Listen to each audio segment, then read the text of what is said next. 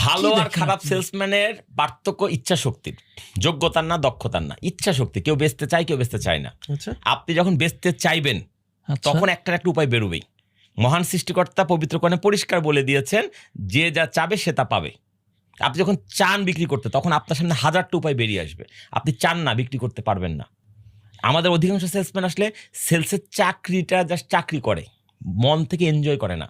এটা এনজয় করার কাজ। আচ্ছা, সাকিব আল হাসান যখন বল করে, আমি আপনি কেন টিভি করে উঠি? আমি কি খেলছি, আপনি কি খেলছেন? আমরা এমন করে কেন করে উঠছি? কারণ হচ্ছে আমি ওই মুহূর্তে আমি না, আমি সাকিব আল হাসানের মধ্যে ঢুকে গেছি বাই, মানে কি বলবো, আমার অন্তর দিয়ে। এবং আমার মনে হচ্ছে আমি ছক্কা করলাম, বাংলাদেশ ছক্কা করলো, রাইট?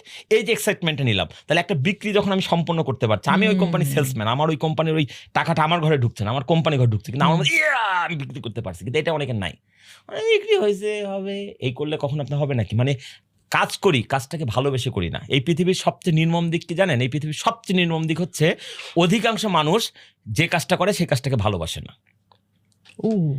এই পৃথিবীর আপনি অধিকাংশ মানুষ বাধ্য একটা জাস্ট জীবিকার জন্য যে কোনো কাজ বেছে নিতে বাধ্য হচ্ছে, তা যেটা আপনি ইচ্ছার বিরুদ্ধে, মনের বিরুদ্ধে, স্রেফ কিছু টাকা ইনকাম করে সংসার চালানোর জন্য করছেন, সেটা আপনাকে কেন ভালো রেজাল্ট দেবে? প্রত্যেকের মানুষের জীবনে 3টা সার্কেল আছে। একটা হচ্ছে যা ভালো পারি, যা হতে চাই, যা করে খাই। 3টা সার্কেলের সমন্বয় একটা মানুষের ফিলোসফি, রাইট? যা ভালো পারি, যা করি, আর যা হতে চাই।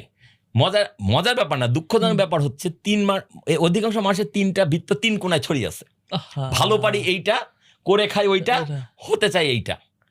তারাই পৃথিবীতে সফল মানুষ, যারা এই 3টা বৃত্তকে অলমোস্ট একটা কমন করে ফেলেছে।